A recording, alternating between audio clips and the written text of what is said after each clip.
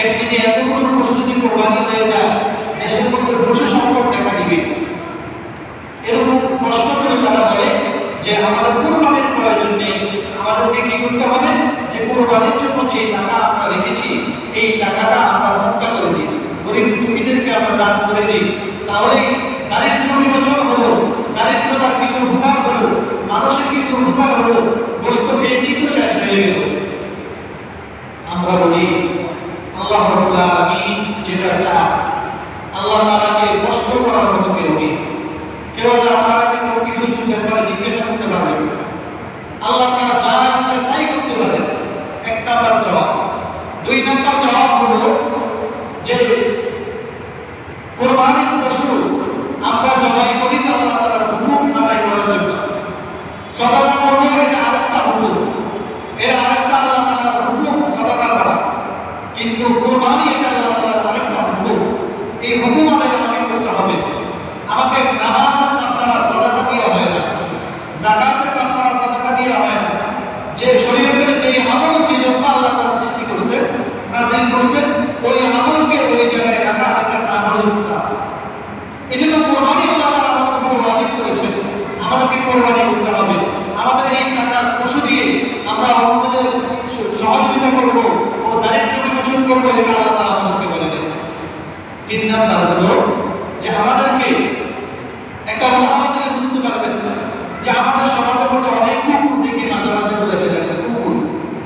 এই কুকুরগুলো প্রতি বছর 4টা 5টা 6টা বাচ্চা জন্ম দেয়, 4 5 6টা জন্ম দিচ্ছে, প্রতি বছর দিচ্ছে।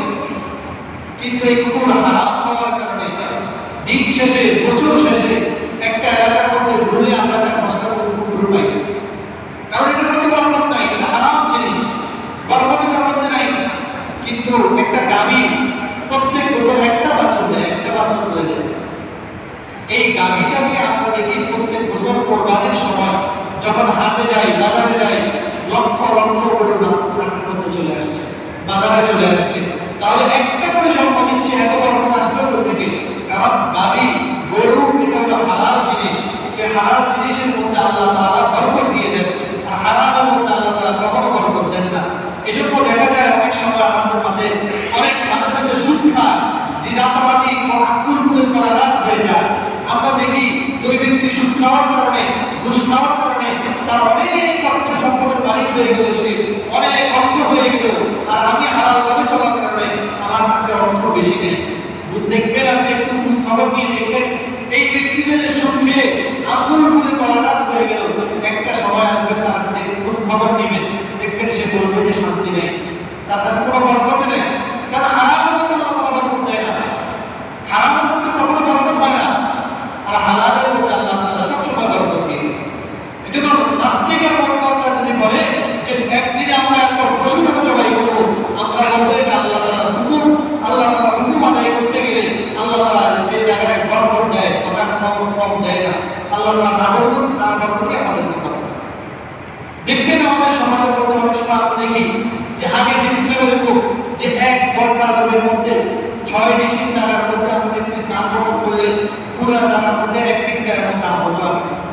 এখন 1% জায়গার মধ্যে 1.5 মণ হয়েছে। তাহলে মানুষ বাড়ার কারণে উৎপাদনটাও বেড়ে গেছে, মানুষ বৃদ্ধি পাওয়ার কারণে উৎপাদন আল্লাহ তাআলা বাড়ায় গেছে।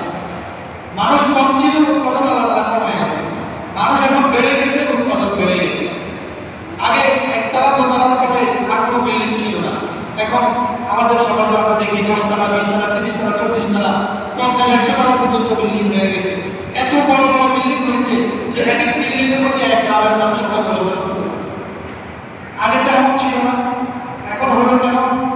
যখন জনসংখ্যা বৃদ্ধি পেয়েছে আল্লাহ তাআলা বরকত দিয়ে দিয়েছে, যে নিচে যদি জমিনের জায়গা না হয় জমিনকে উপর করো, সমস্যা নাই, তুমি 2 তলা 3 তলা 5 তলা 10 তলা বাড়ি করো, সেখানে মানুষ থাকতে পারবে, কোনো সমস্যা হয় না।